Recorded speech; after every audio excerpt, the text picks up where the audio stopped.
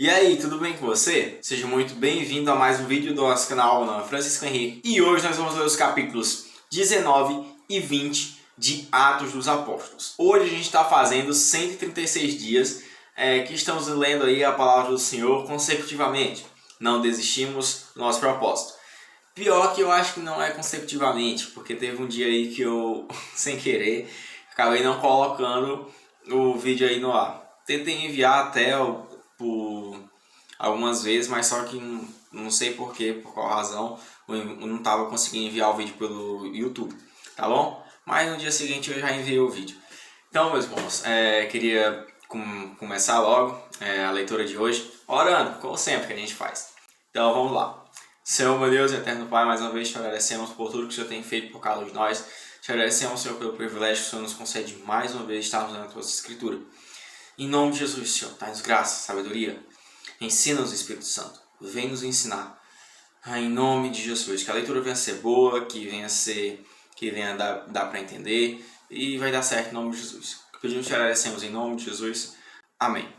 Então vamos lá, meus irmãos. O capítulo 19 tem um título assim: A terceira viagem missionária de Paulo. Enquanto Apolo estava em Corinto, Paulo viajou pelas regiões do interior até chegar a Éfeso, no litoral, onde encontrou alguns discípulos. Ele lhes perguntou: Vocês receberam o Espírito Santo quando creram? Não, responderam eles. Nem sequer ouvimos que existe o Espírito Santo. Então que batismo vocês receberam? Perguntou ele. O batismo de João, responderam. Paulo disse: João batizava com o batismo de arrependimento, dizendo ao povo que cresce naquele que viria depois, isto é, em Jesus. Assim que ouviram isso, foram batizados em nome do Senhor Jesus. Paulo lhes impôs as mãos e o Espírito Santo veio sobre eles, e falaram em línguas e profetizaram. Eram ao todo uns 12 homens. Pronto, agora a gente vai para o versículo 8, que tem um título assim: O ministério de Paulo em Éfeso. Versículo 8. Em seguida, Paulo foi à sinagoga e ali pregou corajosamente durante 3 meses, argumentando de modo convincente sobre o reino de Deus. Mas alguns deles se mostraram endurecidos, rejeitaram a mensagem e falaram publicamente contra o caminho. Paulo então deixou a sinagoga e levou consigo os discípulos, passando a realizar discussões diárias na escola de Tirano. Isso continuou durante os 2 anos seguintes, e gente de toda a província da Ásia, tanto judeus como gregos, ouviu a palavra do Senhor. Deus concedeu a Paulo o poder de realizar milagres extraordinários. Quando lenços ou aventais usados por ele eram colocados sobre enfermos, estes eram curados de suas doenças e deles saíam espíritos malignos. Alguns judeus viajavam pelas cidades expulsando espíritos malignos. Tentavam usar o nome do Senhor Jesus dizendo: Ordeno que saia em nome de Jesus, a quem Paulo anuncia. Os homens que faziam isso eram os 7 filhos de Seva, um dos principais sacerdotes. Certa ocasião, o espírito maligno respondeu: Eu conheço Jesus e conheço Paulo, mas quem são vocês?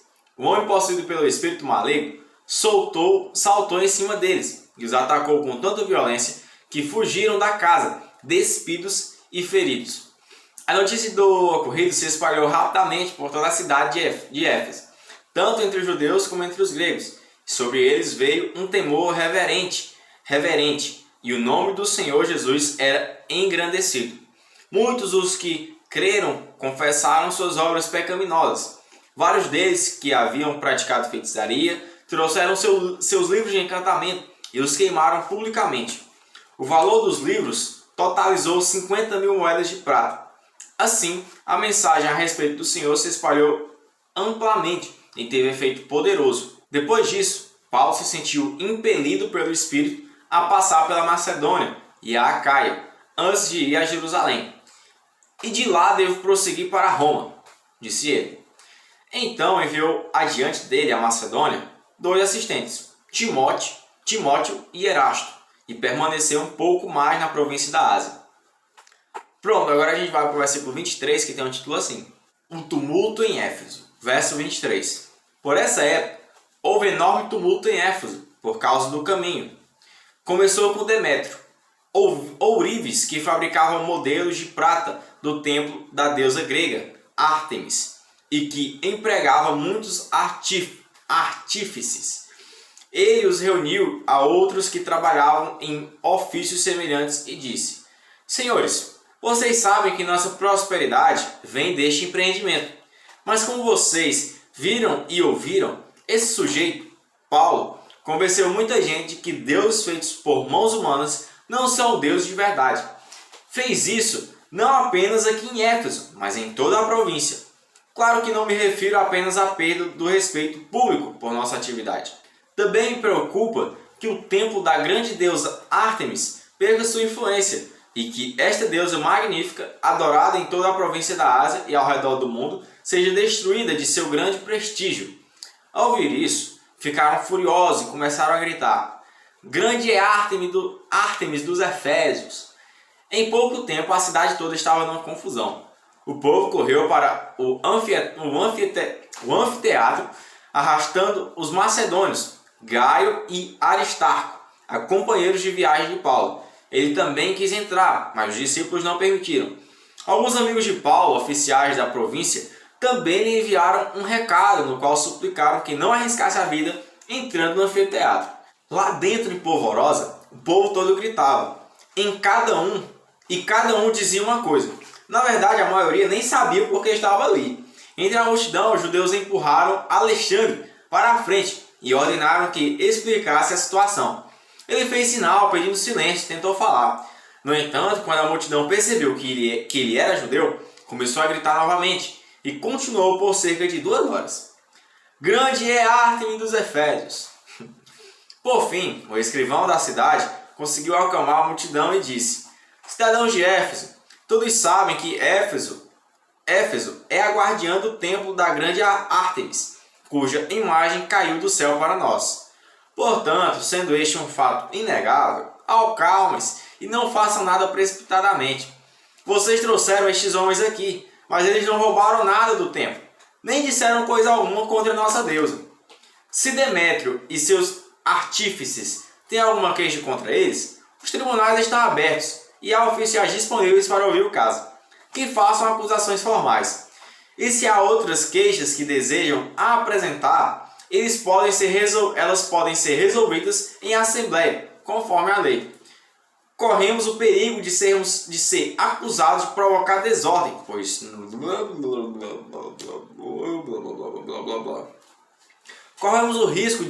corremos o perigo de ser acusados de provocar desordem, pois não há motivo para este tumulto. E se exigirem de nós uma explicação, não teremos o que dizer. Então os despediu e a multidão se dispersou. Irmãos, terminamos aí do versículo 41, capítulo 19. E agora a gente vai para o capítulo 20 de Atos, que tem um título assim.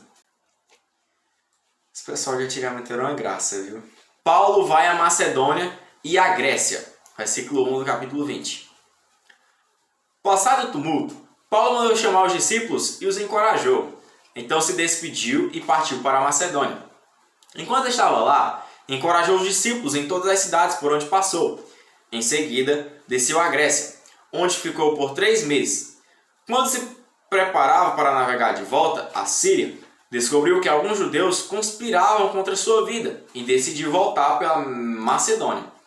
Alguns homens viajavam com ele: Sópatro, filho de Pirro, de Bereia, Aristarco e Secundo, de Tessalônica, Gaio, de Derbe, Timóteo e Tíquico e Trófimo, da província da Ásia. Eles foram adiante e esperaram por nós em Trode. Terminada a festa dos pães sem fermento, embarcamos no navio em Filipos e 5 dias depois nos encontramos em Trode, onde ficamos 1 semana. Pronto, irmãos, agora a gente vai para o versículo 7, que tem um título assim: A última visita de Paulo a Trode. No primeiro dia da semana, nos reunimos com os irmãos de lá para o partir do pão. Paulo começou a falar ao povo e, como pretendia embarcar no dia seguinte, continuou até a meia-noite. A sala no andar superior, onde estavam reunidos, era iluminada por muitas lamparinas. O discurso de Paulo se estendeu por horas, e um jovem chamado Eutico, que estava sentado no parapeito da janela, ficou muito sonolento. Por fim, adormeceu profundamente, caiu de uma altura de 3 andares e morreu. Paulo desceu, inclinou-se sobre o jovem e abraçou-o. Não se desespere, disse ele. O rapaz está vivo. Então todos subiram novamente, partiram o pão e comeram juntos. Paulo continuou a lhes falar até o amanhecer e depois partiu. Enquanto isso, o jovem foi levado para casa vivo e todos sentiram grande alívio. Pronto, agora a gente vai para o versículo 13, que tem um título assim. Paulo se encontra com os líderes Efésios. Versículo 13. Paulo foi por terra até Assos, onde havia definido que devíamos esperar por ele, enquanto nós fomos de navio. Encontrou-se conosco em Assos e navegamos juntos até Mitilene. No dia seguinte passamos em frente à ilha de Quios. No outro dia atravessamos para a ilha de Samos e um dia depois chegamos a Mileto. Paulo havia decidido não aportar em Éfeso, pois não queria passar mais tempo na província da Ásia. Tinha pressa de chegar em Jerusalém, se possível, para a festa de Pentecostes. Por isso, em Mileto, mandou chamar os presbíteros da igreja de Éfeso. Quando chegaram, ele lhes disse: Vocês sabem que desde o dia que eu pisei na província da Ásia até agora, fiz o trabalho do Senhor humildemente e com muitas lágrimas. Suportei as provações decorrentes das intrigas dos judeus e jamais deixei de dizer a vocês o que precisavam ouvir, seja publicamente, seja em seus lares. Anunciei uma única mensagem para judeus como para gregos. É necessário que se arrependam, se voltem para Deus e tenham fé em nosso Senhor Jesus. Agora, impelido pelo Espírito, vou a Jerusalém. Não sei o que me espera ali, senão o que o Espírito Santo me disse. Em todas as cidades que tenho pela frente, prisão e sofrimento. Mas minha vida não vale coisa alguma para mim, a menos que eu a use para completar minha carreira e a missão que me foi confiada pelo Senhor Jesus. Dá testemunho das boas novas da graça de Deus. Agora sei que nenhum de vocês, a quem anunciei o reino, me verá outra vez. Por isso, declaro hoje que, se alguém se perder, não será por minha culpa, pois não deixei de anunciar tudo o que Deus quer que vocês saibam. Portanto, cuidem de si mesmos e do rebanho sobre o qual o Espírito Santo os colocou como bispos, a fim de pastorearem sua igreja, comprada com seu próprio sangue. Sei que depois de minha partida surgirão em seu meio falsos mestres, lobos ferozes que não pouparão o rebanho. Até mesmo entre vocês se levantarão homens que distorcerão a verdade, a fim de conquistar seguidores. Portanto, vigiem.